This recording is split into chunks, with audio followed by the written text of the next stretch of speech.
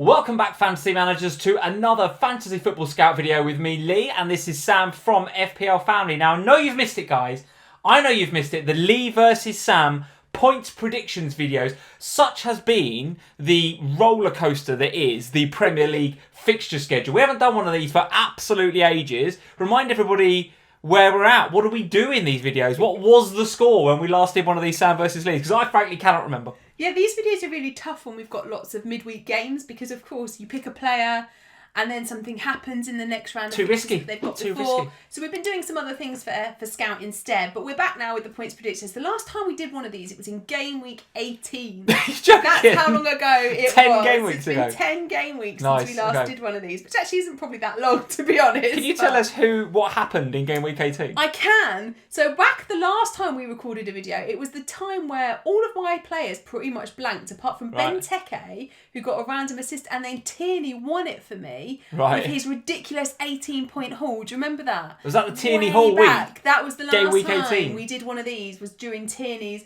mad haul. Back when Benteke was a thing. Well, Benteke did score again. He did, actually. To be fair to Christian, he did. Yes, he absolutely did. Okay, so game week 18, what was the score? So going out of the last time we did one of these videos, it was 9-5 to me. Yeah. You had been, previous to that game week, been on a bit of a climb. So I think at one point it was like 8-2 or something. I had some reasonable momentum, didn't I? Started coming back, and then I obviously nicked it from you in that with the Kieran Tierney haul that he got. All right, okay. Got to 9-5. So we're at 9-5 currently. I had to go back through my notes to work out who was taking which group of players for this week, because these videos are all about picking 3 players. One of us has 3 players that's over 10% owned. So a defender, a midfielder, and a forward, right? Yes, and cannot be owned from the same team. And the other one always takes the differential picks under 10% ownership for that particular game week. So basically we're looking at differential and more kind of highly owned picks for the game week coming up to see which one of us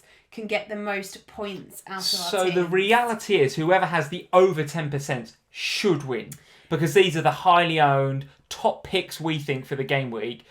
The under 10%, they are up against it. They are the underdogs, whoever's got the under 10%. They are, but actually at the moment there's been a lot of movement in the differential picks. There's been some 100%. really, really good, with the likes of Salah just being a bit rubbish, sorry to bring that up. That allows for you to go a bit rogue with some of your differential picks, because suddenly you've got spaces in your team. So I bet I know who you've got in midfield if you're the under 10%. Well, are you under 10% and I'm over 10%? No, so this week I'm on the overs, you, my friend, so are I've got the the differential. So I'm the underdog. I'm 9-5 down. I'm the underdog. Let's get stuck into it then. You're over 10% owned.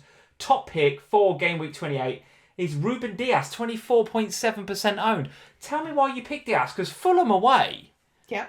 That's potentially a bit of a tricky fixture at a time when City seem to be conceding the odd goal, or 2, if you're Manchester United. Well done to Manchester United. Played very well last game week, in my opinion.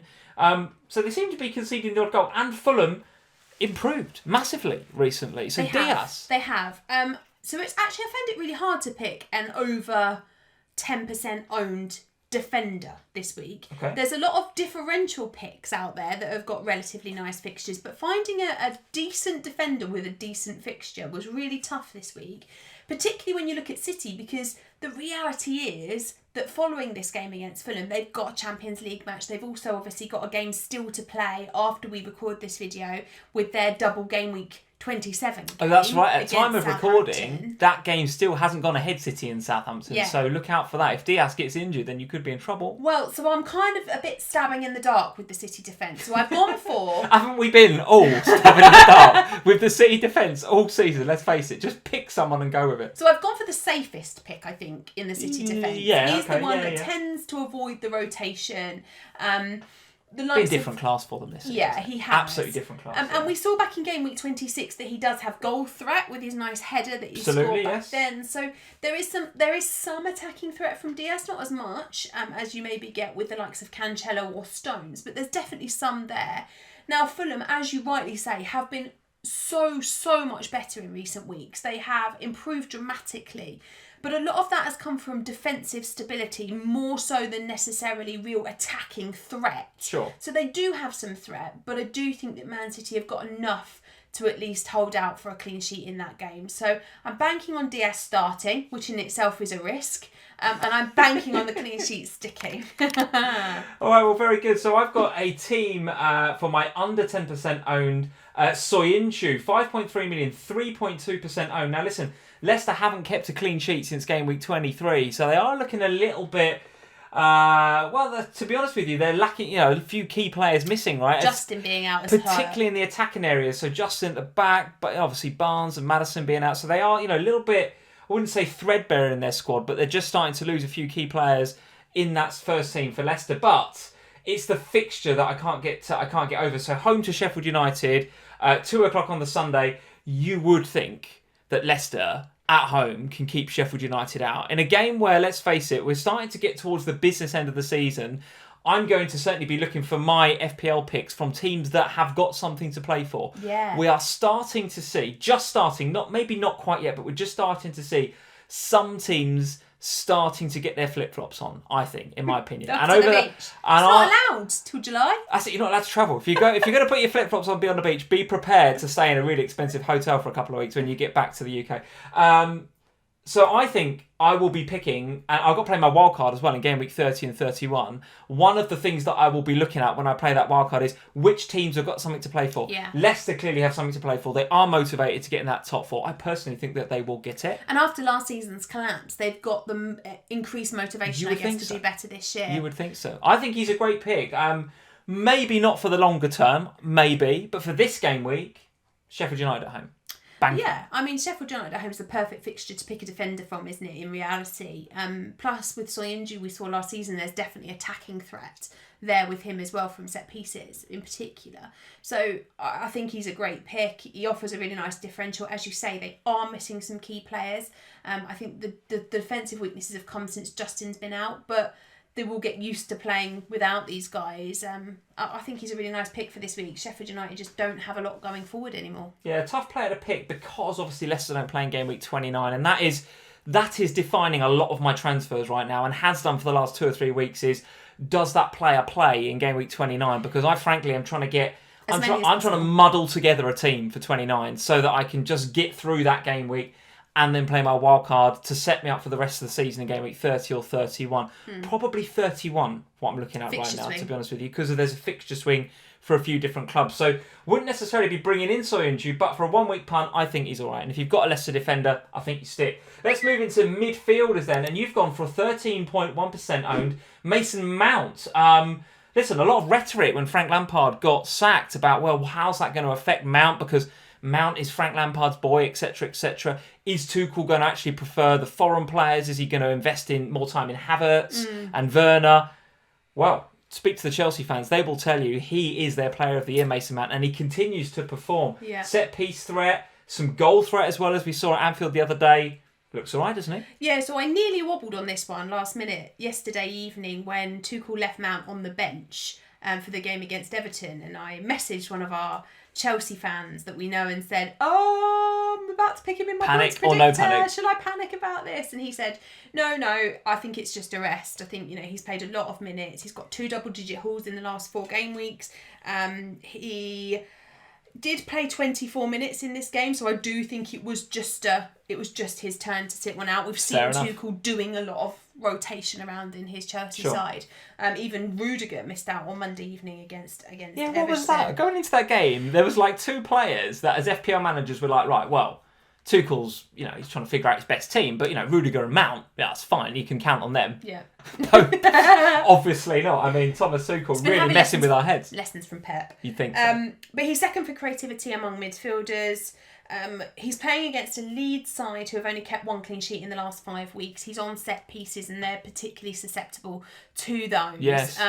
As we saw when they played against West Ham in game week 27. So I think he looks like a really nice pick. I think, as you mentioned, you're right. Actually, just to pick up on that, every time Creswell put a ball in, yeah, they looked like they were going to concede. They'd a wobble, didn't they? If Mount can deliver as good a ball as Creswell, which of course he can, we've seen that. Yes, it's going to be carnage in that defence, isn't it? And I think Chelsea look like they have massively turned a corner in recent weeks. His Tuchel's been great for them. Right? They're defensively more solid. They're doing what they need to do to get the jobs done now.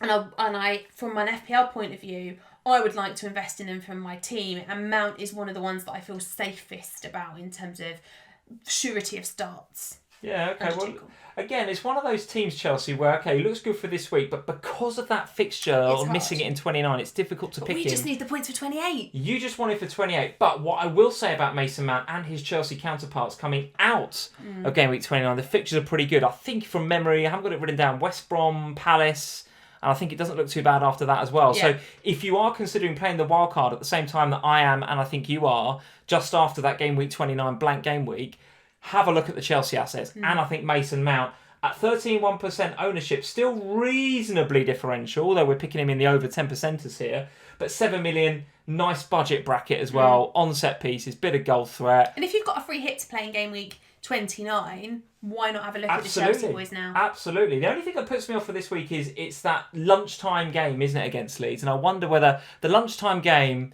just from watching the football recently, hasn't been that great, and I wonder whether that might just mean we don't get quite as exciting a game as we've come to expect from Leeds games. But nevertheless, Mason Mount, nice pick, like the look of him. I don't need to say any more here, do I?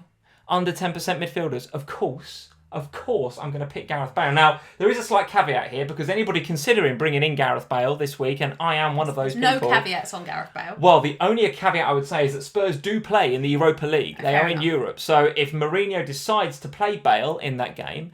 Now, I think that he will. I actually don't think Dinamo... Is it Dinamo Kiev that you guys are playing? No. Zagreb, right? Dinamo Zagreb. I don't think that is the most difficult draw you could have had. I think that's an okay draw compared to like United getting AC Milan, for example. Yeah, that's hard. So, but I still think Jose wants to go out and win that trophy. I think he feels like he's got a chance of winning it. He himself has a good record in that competition, right? So there's every chance that Spurs could win their first major European trophy for many years. And if they do, I expect Jose is going to play Gareth Bale. So if you are thinking of bringing in Gareth Bale this week, wait until Friday would be my suggestion. Or Thursday night. Let's see if he gets through that game unscathed. But other than that, say no more, right? He is absolutely banging form. Briefly, because I know you can talk about Bale until the cows come home.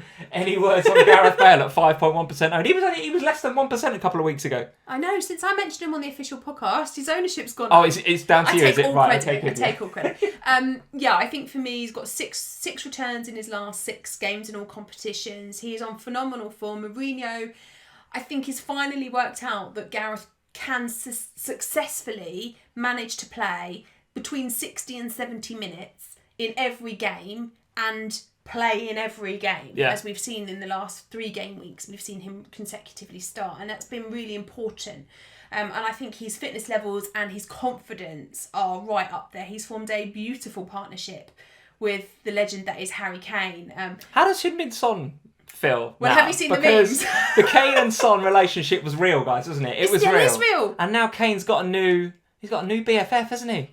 Just a bit of a side fling that's Son's going crying. On. No, Son's fine. Did you not see them? Did you not see them beat the record, Premier League record? Yes, I did. Yes, I did. For goal combinations last time around. Look, I think that those front 3 are phenomenal, and the North London derby is always a really, really good game. It's always high scoring. Everyone gives their all.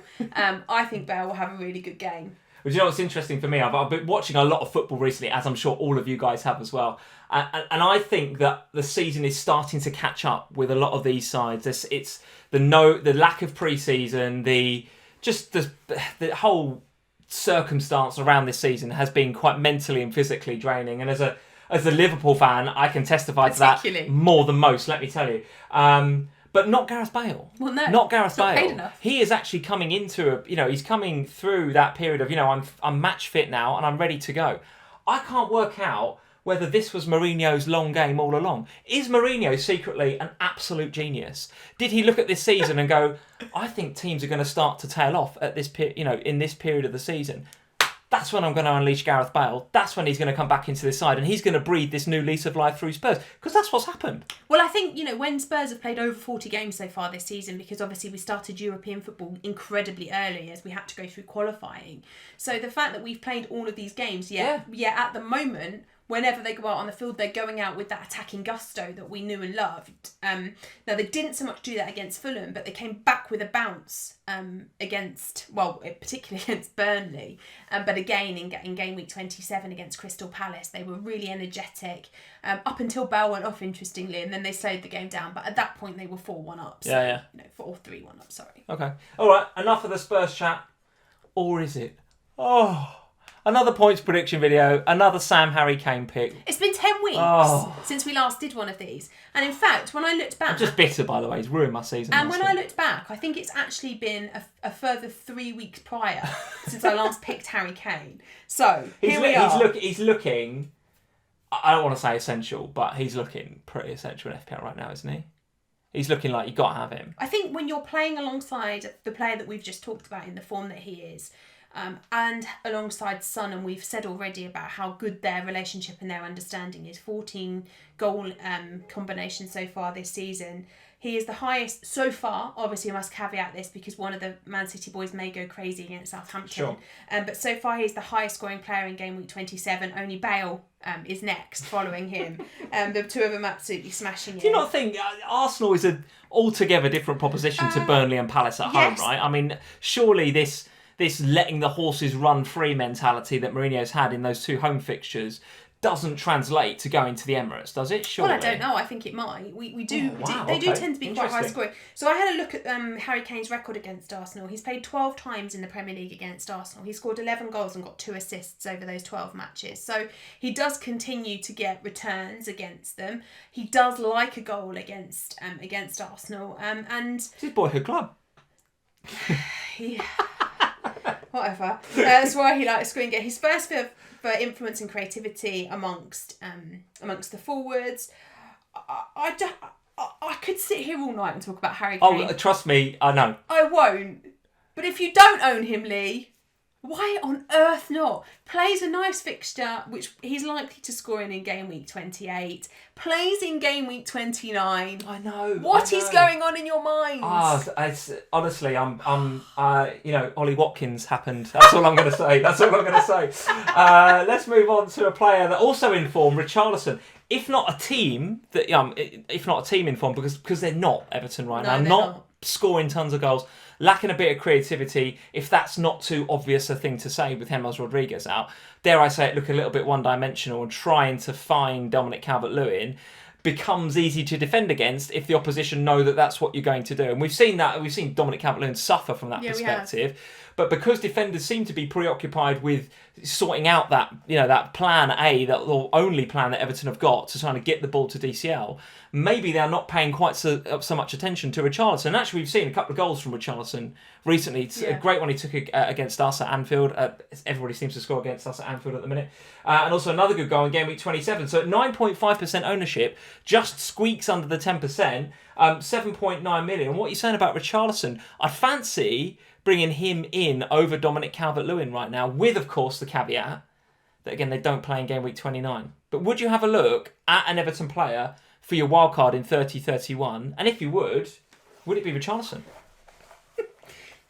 Who famously you don't like. I was going to say Richarlison and I have a bit of a love-hate relationship, which is why I giggled. Oh, you'd call it love-hate, would you? Okay.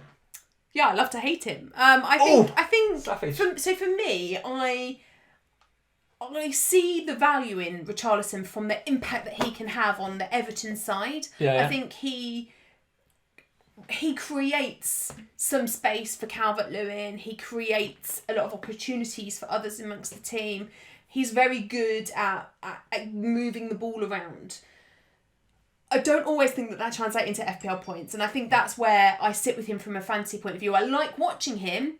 I just don't always see the value in him from an FPL point of view. Having said that, of late, you're right, he's been the one at Everton that has been creating the chances and scoring them as well, because Calvert-Lewin has had a real dip in form. Well, another reason I picked him is because I've noticed actually this change of philosophy in their opponents in game week 28. It's Burnley, right? Now, and I've said this before on live streams and podcasts that I've been on. What do you associate with Burnley? Solid defence. Solid defensively, good goalkeeper, very good back four. Me and Tarkovsky, difficult to beat, can frustrate teams, like the low block, good from set pieces. That's what we think of when we think of Burnley. It's a very solid team.